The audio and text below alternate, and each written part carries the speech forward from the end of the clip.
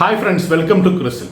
IPL താരലേലം കഴിഞ്ഞതിന് ശേഷം ഓരോ ടീമുകളെ പറ്റിയുള്ള അവലോകനങ്ങളാണ് നമ്മൾ നടത്തിക്കൊണ്ടിരിക്കുന്നത്. കുറേ ടീമുകളെ പറ്റിയുള്ള കൃത്യമായ അവലോകനങ്ങൾ നമ്മൾ ചെയ്തു കഴിഞ്ഞു. അതിന് താഴെയൊക്കെ ഓരോരുത്തരുടെയും അവരുടെ താല്പര്യത്തിനനുസരിച്ചുള്ള അല്ലെങ്കിൽ അവരുടെ മനസ്സിലുള്ള ഐഡിയയിലുള്ള ടീമുകൾ എന്താണെന്നുള്ള കമൻറ്റുകളും ഇഷ്ടം പോലെ വന്നു കഴിഞ്ഞു. ഇനി നമുക്ക് മലയാളികൾക്ക് ഏറ്റവും പ്രിയപ്പെട്ട ടീമുകളിൽ ഒന്നായിട്ടുള്ള രാജസ്ഥാൻ റോയൽസിനെ പറ്റിയിട്ടുള്ള വിശകലനമാണ്. രാജസ്ഥാൻ റോയൽസ് എന്തുകൊണ്ട് മലയാളികൾക്ക് പ്രിയപ്പെട്ട ടീമായി മാറുന്നു എന്ന് ചോദിച്ചു കഴിഞ്ഞാൽ, നമ്മുടെ സ്വന്തം സഞ്ജു സാംസൺ വെറുതെ കളിക്കുന്നതല്ല, ആ ടീമിനെ ലീഡ് ചെയ്യുന്നത് സഞ്ജു സാംസൺ ആണ് എന്നുള്ളത് കൊണ്ട് തന്നെ കേരളത്തിൽ വലിയ ഒരു ആരാധക വൃന്ദം ഈ രാജസ്ഥാൻ റോയൽസിന് ഉണ്ട് എന്ന് പറയാതിരിക്കാനാവില്ല. രാജസ്ഥാൻ റോയൽസിന് മാത്രമല്ല, മുംബൈ, ചെന്നൈ, RCB, കൊൽക്കത്ത എല്ലാ ടീമുകൾക്കും മലയാളികളുടെ ഇടയിൽ വലിയ ആരാധകരുണ്ടെങ്കിലും സഞ്ജു സാംസണിനോടുള്ള ഒരു സ്പെഷ്യൽ ആയിട്ടുള്ള ഒരു ഇഷ്ടം കാരണം ഒരുപാട് ആരാധകരെ രാജസ്ഥാൻ റോയൽസിന് ഉണ്ട് എന്ന് കാണാനായിട്ട് സാധിക്കും. IPL-ന്റെ ഒരു ആദ്യ കാലഘട്ടം തൊട്ട് 2008 തൊട്ടിട്ട് വളരെ മികച്ച രീതിയിൽ മുന്നോട്ട് പോയിക്കൊണ്ടിരിക്കുന്ന ഒരു ടീമാണ്. ആദ്യ IPL 2008 നമുക്കറിയാം, ഷെയ്ൻ വോണിന്റെ ക്യാപ്റ്റൻസിയിൽ കിരീടം ചൂടിയ ടീമാണ് രാജസ്ഥാൻ റോയൽസ്.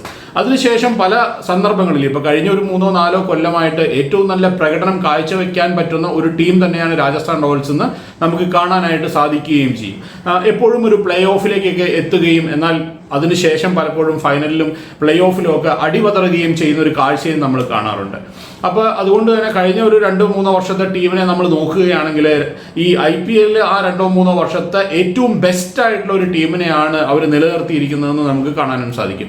ഈ കഴിഞ്ഞ വർഷത്തെ ഒരു 2024 IPL കഴിഞ്ഞ ഉടനെ തന്നെ ഈ ഒക്ടോബർ 31-ാം തീയതിക്കുള്ളിൽ എല്ലാ ടീമുകളും അവർ നിലനിർത്താൻ പോകുന്ന താരങ്ങളുടെ ഒരു ലിസ്റ്റ് കൊടുക്കണമെന്ന് പറഞ്ഞപ്പോൾ ഇന്ത്യയുടെ ബാറ്റർമാരെ മാക്സിമം കുത്തി നിറച്ചുകൊണ്ടുള്ള ഒരു റീടെൻഷനാണ് അന്ന് രാജസ്ഥാൻ റോയൽസ് നടത്തിയതെന്ന് നമുക്ക് കാണാൻ സാധിക്കും. അതായത് സഞ്ജു സാംസൺ, റിയാൻ പരാഗ്, ധ്രുവ് ജൂറൽ അങ്ങനെയുള്ള പ്രമുഖ താരങ്ങളെ എല്ലാവരെയും, യശസ്വി ജയ്സ്വാൾ എല്ലാവരെയും തന്നെ അവർ നിലനിർത്താനായിട്ട് ഒരു ശ്രമം നടത്തുകയും ചെയ്യുന്നു. 18 കോടി രൂപയ്ക്കാണ് സഞ്ജു സാംസണെയും യശസ്വി ജയ്സ്വാളിനെയും നിലനിർത്തിയത്. അതുപോലെ തന്നെ ധ്രുവ് ജൂറലിനെയും റിയാൻ പരാഗിനെയും 14 കോടി രൂപയ്ക്കും 11 കോടി രൂപയ്ക്ക് ഷിംറോൺ ഹെറ്റ്മയർ എന്ന് പറയുന്ന വെസ്റ്റ് ഇന്ത്യൻ താരത്തിനെയും നിലനിർത്തി. ഒരു അൺക്യാപ്ഡ് താരമായിട്ട് സന്ദീപ് ശർമ്മയെയും നിലനിർത്താനായിട്ട് അവർക്ക് സാധിച്ചു.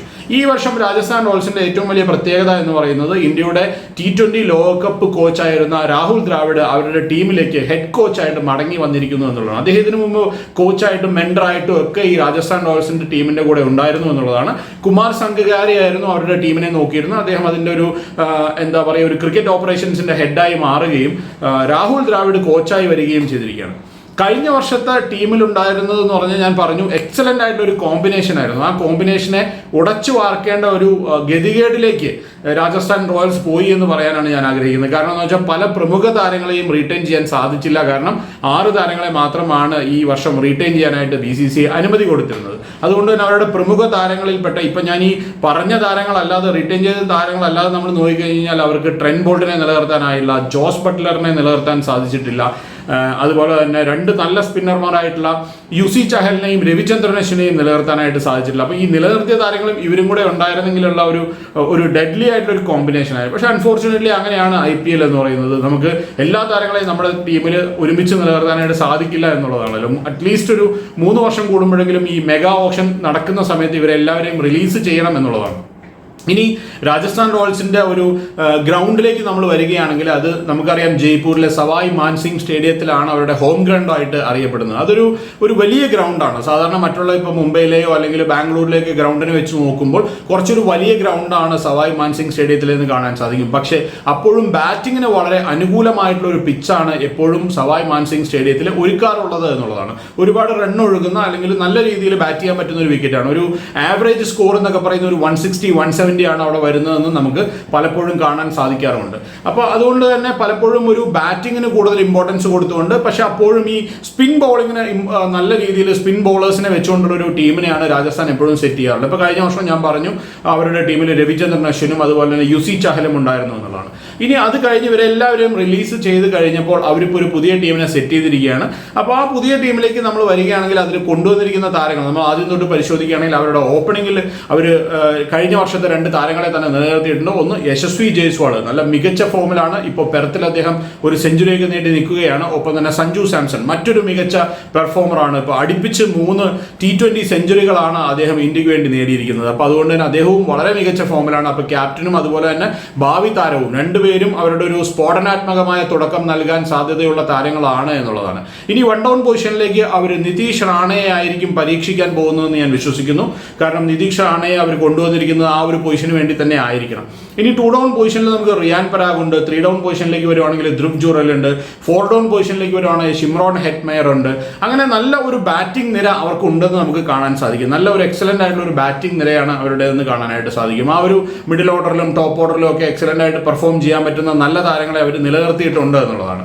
ഇനി നിതീഷ് റാണയെ മാത്രമാണ് അവർ പുതിയതായിട്ട് ഇപ്പോൾ കൊണ്ടുവന്നത്. ബാക്കി എല്ലാവരും റീറ്റെയിൻ ചെയ്ത താരങ്ങളാണ്. ഇനി അടുത്ത അവരുടെ ഒരു സെഗ്മെന്റ് എന്ന് പറയുന്നത് ബൗളിംഗ് ഡിപ്പാർട്ട്മെന്റ് ആണ്. ബൗളിംഗ് ഡിപ്പാർട്ട്മെന്റിലേക്ക് വരുമ്പോൾ 2 സ്പിന്നർമാരെ പുതിയതായിട്ട് കൊണ്ടുവന്നിരിക്കുകയാണ്. 2 ഇന്ത്യൻ സ്പിന്നർമാരായിരുന്നു, രവിചന്ദ്രൻ അശ്വിനും ഒപ്പം തന്നെ UC ചഹലും. അതിന് പകരമായിട്ട് 2 ശ്രീലങ്കൻ സ്പിന്നർമാരെയാണ് കൊണ്ടുവന്നിരിക്കുന്നത്. വാനിന്ദു ഹസരംഗയും മറ്റൊന്ന് മഹീഷ് തീക്ഷണ എന്ന് പറയുന്ന താരവും. അദ്ദേഹം ചെന്നൈ സൂപ്പർ കിങ്സിൽ നിന്നാണ് ഇങ്ങോട്ട് വന്നിരിക്കുന്നത് എന്നുള്ളതാണ്.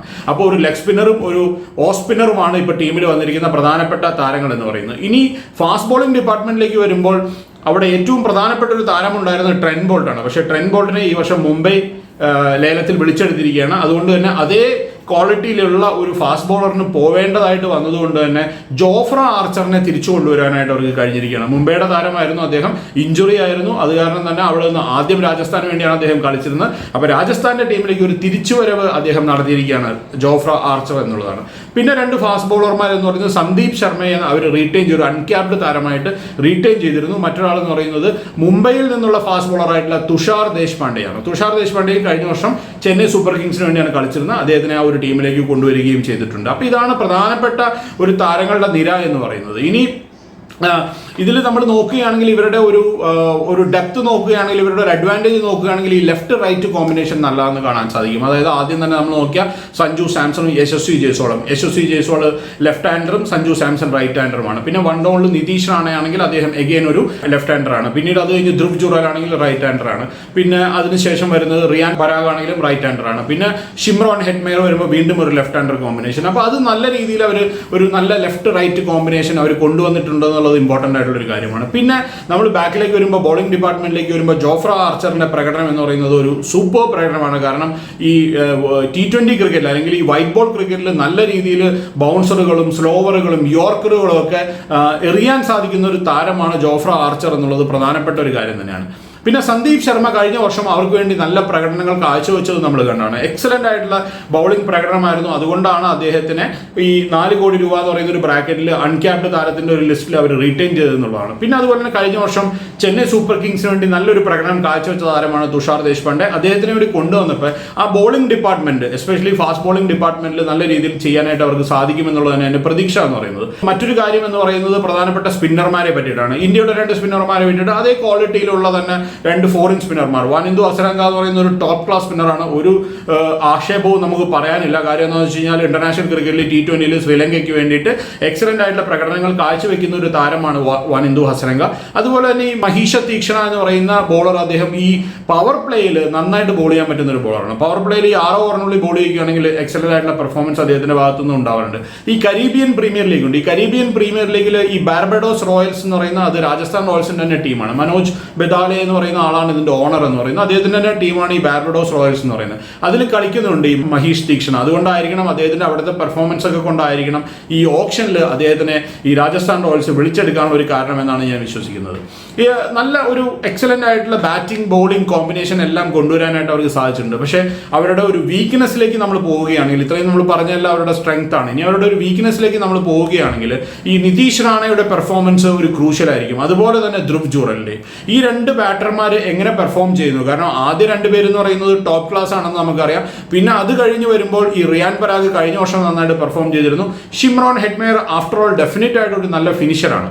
പക്ഷേ ഇവരുടെ രണ്ടുപേരുടെ പെർഫോമൻസ്, അതായത് ധ്രുവ് ജുറലിൻ്റെയും ഈ നിതീഷ് റാണയുടെയും പെർഫോമൻസ് അവരെ സംബന്ധിച്ചിടത്തോളം വളരെ ക്രൂഷ്യലാണ് എന്നുള്ളതാണ്. അവർ രണ്ടുപേരും നന്നായി പെർഫോം ചെയ്തില്ലെങ്കിലുള്ള പ്രോബ്ലം എന്ന് പറയുന്നത് അതിന് പറ്റുന്ന ഒരു ബാക്കപ്പ് അവർക്കില്ല എന്നുള്ളതാണ്. എന്ന് വെച്ച് കഴിഞ്ഞാൽ ഡെഫിനറ്റ് ആയിട്ട് അവരുടെ ഒരു ബാക്കപ്പ് പ്ലേയേഴ്സിലേക്ക് നമ്മൾ പോവുകയാണെങ്കിൽ ശുഭം ദുബെ എന്ന് പറയുന്ന ഒരു താരവും അതുപോലെ തന്നെ 13 വയസ്സുകാരനായിട്ടുള്ള വൈഭവ് സൂര്യവംശിയുമാണ് ആ ടീമിലുള്ളതെന്ന് കാണാനായിട്ട് സാധിക്കും.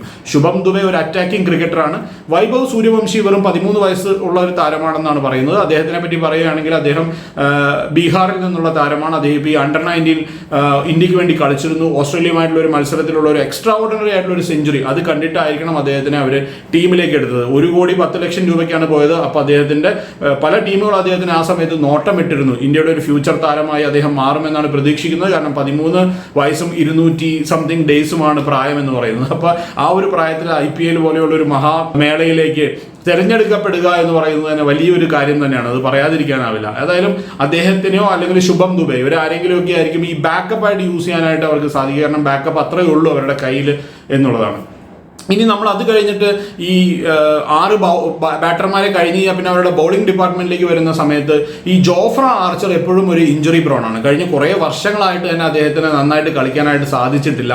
പലപ്പോഴും അദ്ദേഹം ഇഞ്ചുറിയുടെ പിടിയിലാവുന്നത് നമ്മൾ കാണാറുണ്ട്. അതുകൊണ്ട് തന്നെ പലപ്പോഴും അദ്ദേഹത്തിന് പല ടൂർണമെന്റുകളും അല്ലെങ്കിൽ ഇംഗ്ലണ്ടിന് വേണ്ടിയുള്ള മത്സരങ്ങൾ പോലും പലപ്പോഴും മിസ് ചെയ്യുന്നത് കാണാറുണ്ട്. 14 മത്സരങ്ങൾ ഒരുമിച്ച് അദ്ദേഹത്തിന് കളിക്കാൻ സാധിക്കുമോ? വലിയൊരു കൺസേൺ തന്നെയാണ് എന്നുള്ളതാണ്. അദ്ദേഹം കളിച്ചില്ലെങ്കിൽ ആ പൊസിഷനിലേക്കുള്ള ഒരു ഫോറിൻ ഫാസ്റ്റ് ബോളർ എന്ന് പറയുന്നത് അഫ്ഗാനിസ്ഥാന്റെ ഫസൽ ഫറൂഖി എന്ന് പറയുന്ന ലെഫ്റ്റ് ആം ഫാസ്റ്റ് ബോളറാണ്. നല്ലൊരു ഫാസ്റ്റ് ബോളറാണ് അദ്ദേഹം. അതാണ് ഒരു ബാക്കപ്പ് ബോളർ എന്ന് പറയുന്നത്. ഇനി നമ്മൾ നോക്കുകയാണെങ്കിൽ മറ്റുള്ള 2 മീഡിയം പേസേഴ്സ് തുഷാർ ദേശ്പാണ്ഡെയും അതുപോലെ തന്നെ സന്ദീപ് ശർമ്മയുമാണെന്ന് പറഞ്ഞു. അവർ രണ്ടുപേരും തന്നെ ക്രൂഷ്യലാണ്. കാരണം അവർ ഈ T20 ക്രിക്കറ്റിൽ പലപ്പോഴും തുഷാർ ദേശ്പാണ്ഡെയൊക്കെ ഒരു എറിഞ്ഞു പോകുന്ന ഒരു ബൗളറാണെന്ന് മാത്രമേ നമുക്ക് പറയാനായിട്ട് സാധിക്കുള്ളൂ. ഡെത്ത് ഓവറുകളിൽ ഈ ജോഫ്ര ആർച്ചറിന്റെ ഒരു പ്രകടനം വളരെ വളരെ ക്രൂഷ്യലാണ് എന്നുള്ളതാണ്. ഡെത്ത് ഓവറുകളിൽ ജോഫ്ര ആർച്ചറിന്റെ ബോളുകൾ നന്നായിട്ട് ചെയ്യാൻ അദ്ദേഹത്തിന് സാധിച്ചില്ലെങ്കിൽ അല്ലെങ്കിൽ എന്തെങ്കിലും ഒരു ഇഞ്ചുറി കൺസേൺ ഉണ്ടെങ്കിൽ ഡെത്ത് ഓവറിലൊക്കെ അടിമേടിക്കാൻ സാധ്യതയുള്ള നല്ല പിച്ചുകളിൽ അടിമേടിക്കാൻ സാധ്യതയുള്ള ഒരു ബോളിംഗ് ആണെന്നാണ് എൻ്റെ അഭിപ്രായം. ഇനി സ്പിൻ ഡിപ്പാർട്ട്മെന്റിലേക്ക് വരുമ്പോൾ വാനിന്ദു ഹസരംഗ ടോപ്പ് ക്ലാസ് ആയിട്ടുള്ള ഒരു സ്പിന്നറാണെന്ന് ഞാൻ പറഞ്ഞു. അവിടെയുമുള്ള ഒരു പ്രശ്നം എന്ന് പറയുന്നത് വാനിന്ദു ഹസരംഗയും ഒരു ഇഞ്ചുറി പ്രോൺ ആണ്. ഇപ്പോൾ കഴിഞ്ഞ ഒരു T20 പരമ്പരയിൽ നമ്മൾ കണ്ടതാണ് ന്യൂസിലൻഡുമായിട്ട് അദ്ദേഹത്തിന് ഇഞ്ചുറി ആവുന്നത്. അദ്ദേഹം നല്ലോണം വിക്കറ്റ് എടുത്തു ആ മത്സരങ്ങളിൽ, പക്ഷേ ഇഞ്ചുറി ആവുകയും ചെയ്തു. അപ്പോൾ ഒരു ഇഞ്ചുറി പ്രോൺ ആണ് അദ്ദേഹം. അദ്ദേഹത്തിന് എത്രത്തോളം ഇതിൽ ഷൈൻ ചെയ്യാൻ സാധിക്കും എന്നുള്ളതും ഒരു പ്രധാനപ്പെട്ട ഒരു പ്രശ്നം തന്നെയാണ്.